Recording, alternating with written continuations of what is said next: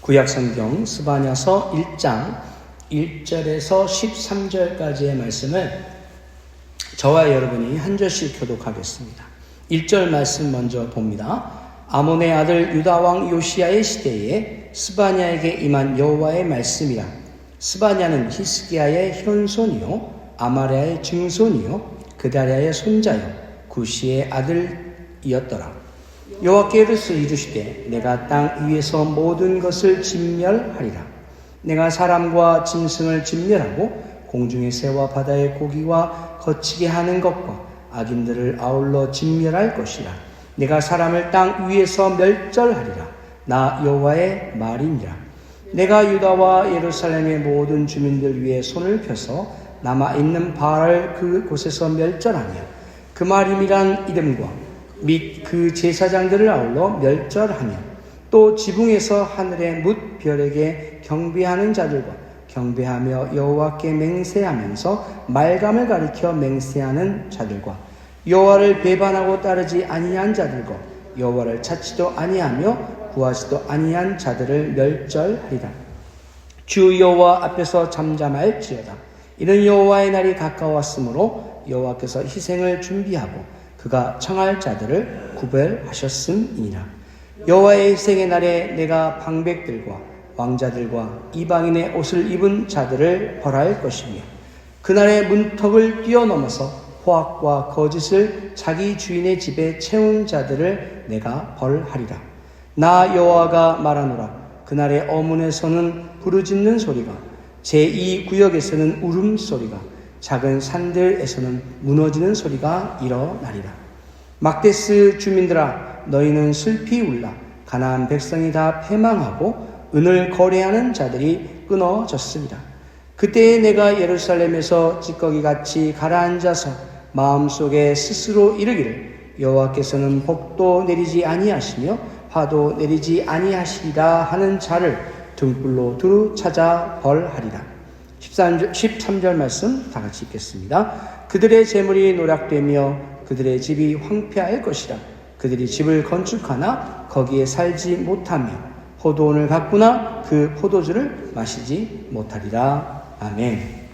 스바냐서 1장 1절에서 13절 말씀을 가지고 주의 날을 준비하라는 제목으로 하나님의 말씀 함께 나누도록 하겠습니다. 오늘 본문의 말씀은 스바냐 말씀은 결코 가볍지 않은 말씀입니다.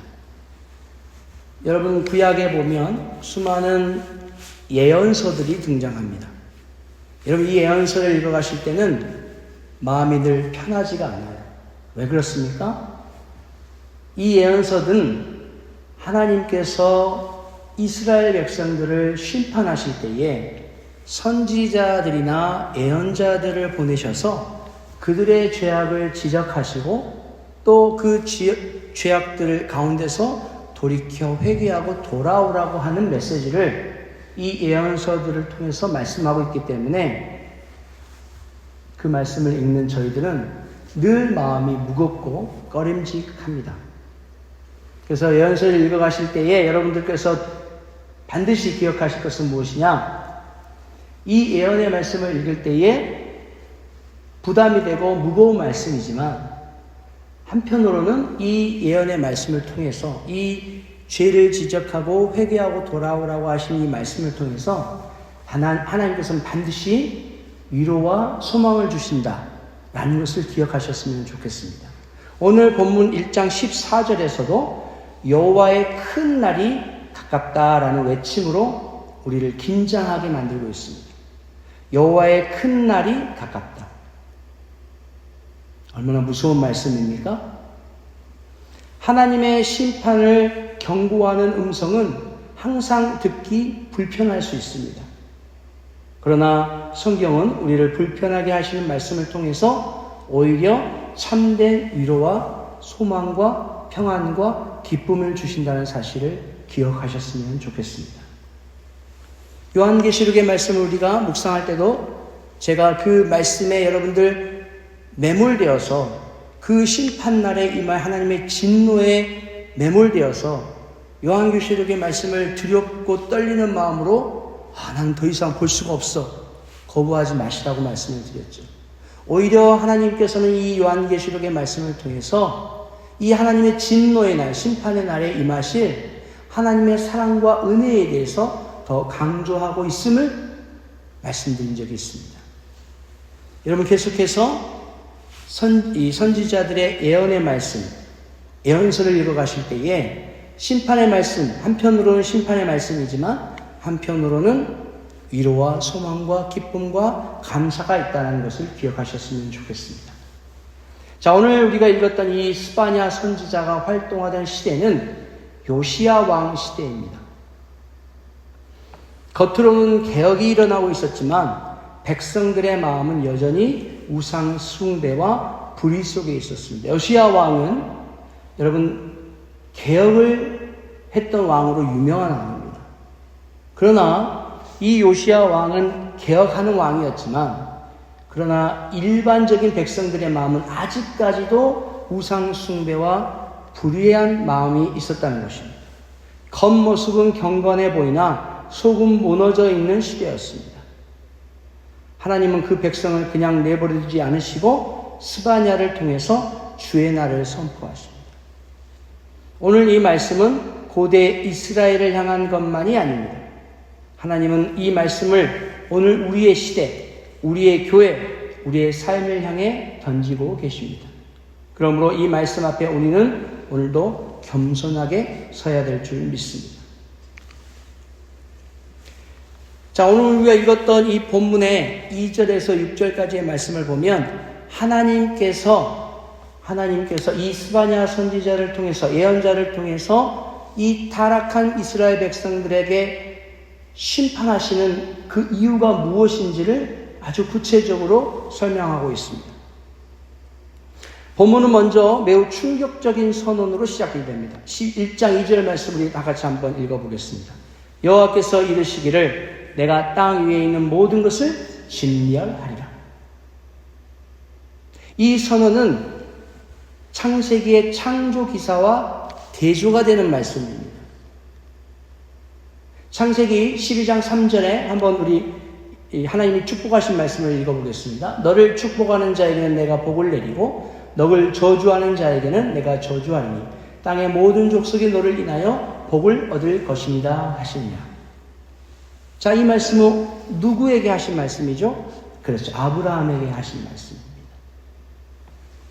이렇게 창세기에서 아브라함을 통해서 하나님께서 축복하시고자 하는 그 말씀과 대조적으로 오늘 1장 2절은 모든 것을 진멸하시겠다라고 하는 아주 무서운 심판의 말씀으로 시작되고 있다는 것입니다.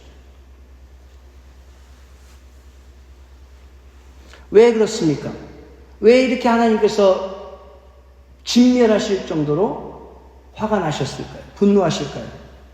오늘 본문의 4절에서 6절까지의 말씀을 보니까 그 이유가 설명되어 있습니다. 4절부터 6절 말씀을 다시 한번 보겠습니다. 내가 유다와 예루살렘의 모든 주민들 위에 손을 펴서 남아있는 바알을 그곳에서 멸절하며 그마림이란 이름과 그 제사장들을 아울러 멸절하며 또 지붕에서 하늘의 뭇별에게 경배하는 자들과 경배하며 여호와께 맹세하면서 말감을 가리켜 맹세하는 자들과 여호와를 배반하고 따르지 아니한 자들과 여호와를 찾지도 아니하며 구하지도 아니한 자를 멸절하리라.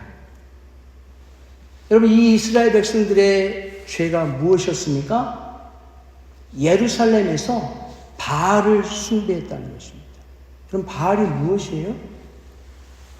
이방 신들 중에서도 아주 악독한 신이었습니다. 우상이었다는 것이죠.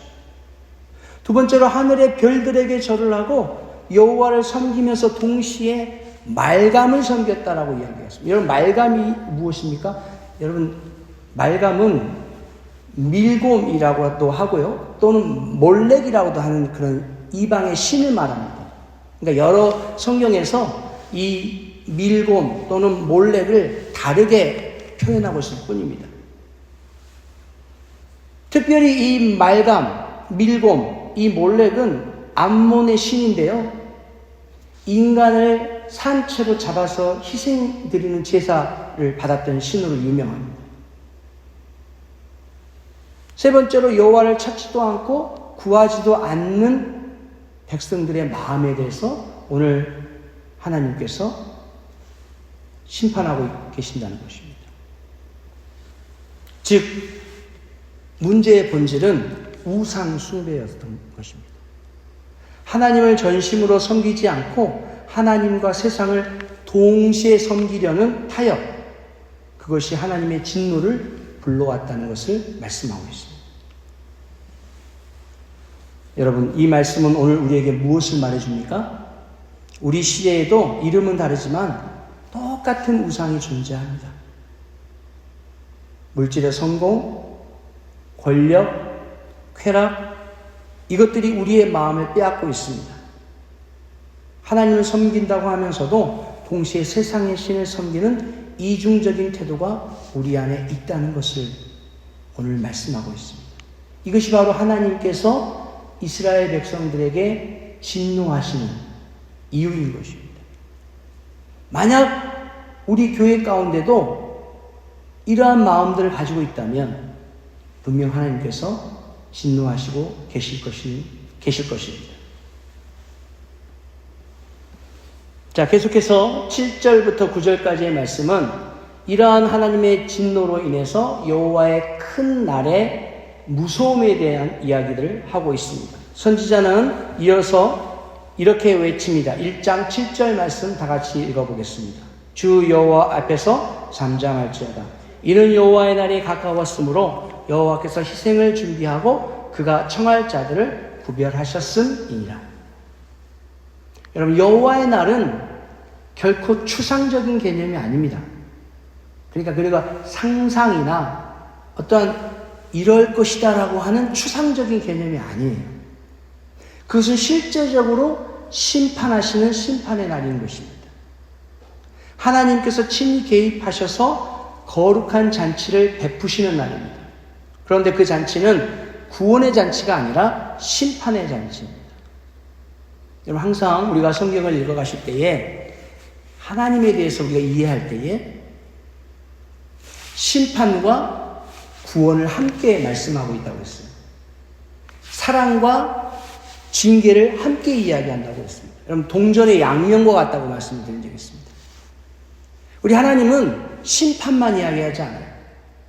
반드시 그 심판의 다른 면에 구원에 대한 말씀을 하십니다. 또 우리 하나님은 늘 사랑만 이야기하잖아요. 그 구원의 사랑의 다른 면에 공의와 정의에 대해서 이야기하신다는 것입니다. 마지막 때에 하나님께서 심판하신 이 심판날도 마찬가지예요. 구원의 잔치가 베풀어지는 날인 것입니다. 하나님을 배반하는 자들에게는 심판이지만 하나님을 섬기고 하나님을 따르는 자들에게는 구원의 날인 것입니다. 특별히 오늘 읽었던 8절과 9절 말씀은 왕과 고관들을 향하고 있습니다. 즉 권력자들을 향한 경고의 말씀인 것입니다. 지도자들을 향한 경고의 말씀입니다. 하나님은 권력자들이 입는 이방 옷, 세속적 권세와 결탁한 자들을 심판하시겠다고 말씀합니다. 또한 문턱을 뛰어넘은 자들, 곧 성전을 더럽히고 폭력을 일삼는 자들을 심판하시겠다고 경고하고 있습니다. 여러분, 요즘 TV를 통해서 교회의 원로 지도자들이 압수수색을 당하고 더 나아가서 교회가 또 이 세상 권력에 의해서 더럽혀지는, 부끄러움을 당하는 그런 뉴스들을 보고 계실 것입니다. 어떻습니까? 마음이 불편하시죠? 그 경과가 어떠하든 간에 세상 권력에 의해서 교회가 그렇게 부끄러움을 당한다는 것, 마음이 불편하실 거예요. 여러분, 왜 그럴까요? 교회의 지도자가 하나님을 의지하지 않고 세상 권력을 의지하기 때문에 그런 부끄러움을 당하는 거예요. 하나님만 의지했다면 굳이 세상의 권력 앞에 머리를 조아릴 필요가 뭐가 있겠습니까?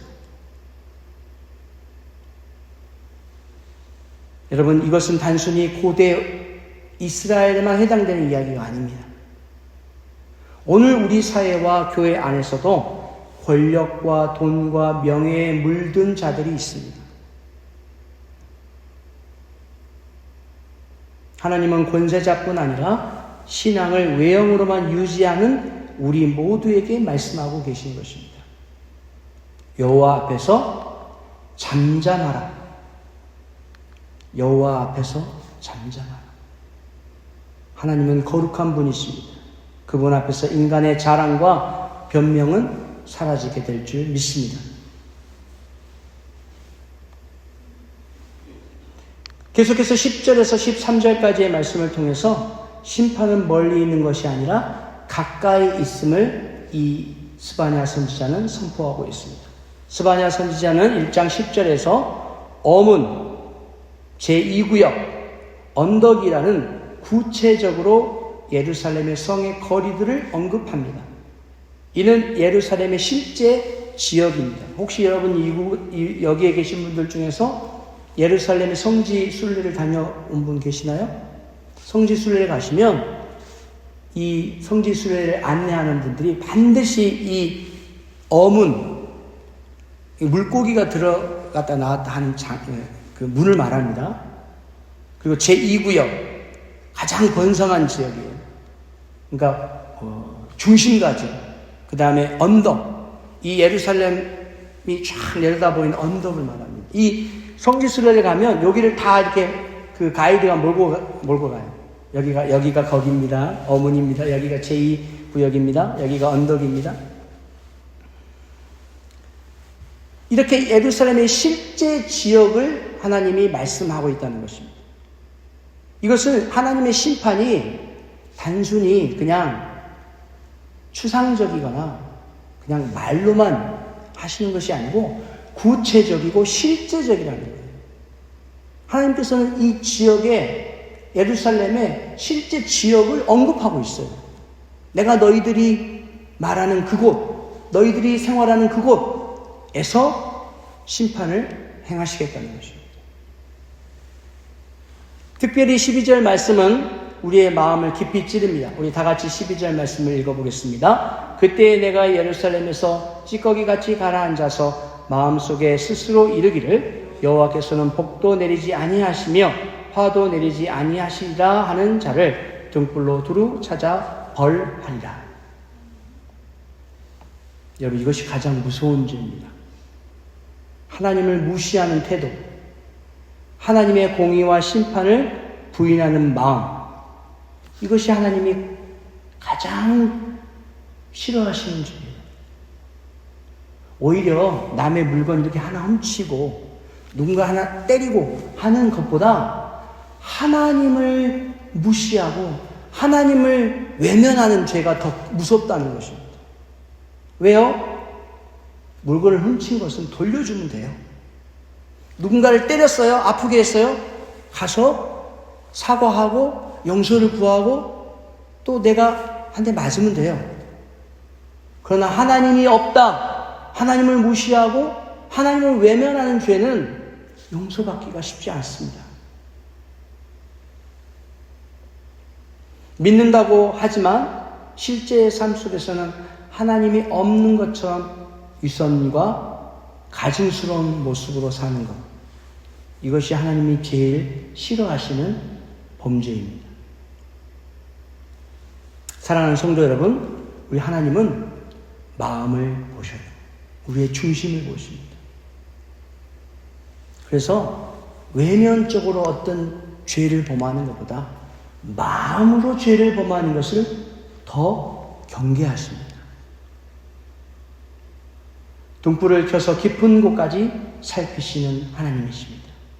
우리의 가정, 우리의 교회, 우리의 일터까지 살피십니다. 하나님은 멀리 계시는 분이 아니라 가까이에서 우리의 삶을 낱낱이 보시는 분이심을 믿으시기 바랍니다. 이제 오늘 본문의 말씀을 가지고 이제 정리하겠습니다. 사랑하는 성도 여러분, 스바냐에서의 메시지는 심판으로 시작하지만 끝은 소망으로 나아갑니다. 하나님은 심판을 통해 회복을 준비하십니다. 죄를 덮어두면 구원이 없지만 죄를 드러내고 회개하면 하나님의 은혜가 임하실 줄 믿습니다. 오늘 우리는 여호와의 날을 준비해야 합니다. 그날은 두려운 날이지만 동시에 복된 날이 될 수 있습니다. 예수 그리스도 안에서 그날은 심판의 날이 아니라 구원의 날이 되기 때문입니다. 누구 안에서요? 예수 안에서. 예수 그리스도 안에서 하나님의 심판이 구원의 날이 된다는 것입니다. 십자가에서 심판을 대신 받으신 예수님으로 인해서 우리는 담대히 하나님 앞에 설 수 있기 때문입니다. 그러므로 우리는 이제 이렇게 살아야 합니다. 하나님만 온전히 섬기는 삶을 사시기 바랍니다. 두 번째, 하나님 앞에서 잠잠히 서는 삶을 사시기 바랍니다. 여러분, 하나님 앞에서 잠잠하게 선다는 것은 무엇을 말하는 걸까요? 이렇게 조는 것을 말하는 겁니까? 입을 꼭 다물고 있는 것을 말하는 겁니까? 하나님의 말씀을 들으라는 거죠. 하나님이 말씀하실 때 들으라는 겁니다. 세 번째, 하나님을 가까이 의식하는 삶을 사시기 바랍니다. 하나님은 멀리 계시지 않고 내 삶을 보신다는 것입니다. 거룩한 두려움 속에서 살아가야 한다는 것입니다. 사랑하는 성도 여러분, 오늘 말씀을 마음에 새기고 우리 교회와 가정 그리고 우리 나라와 이 민족이 하나님 앞에 다시 서기를 간절히 소망합니다. 주의 날이 심판의 날이 아니라 구원의 날이 될 수 있도록, 은혜의 날이 될 수 있도록 기도합니다. 다 같이 기도하겠습니다.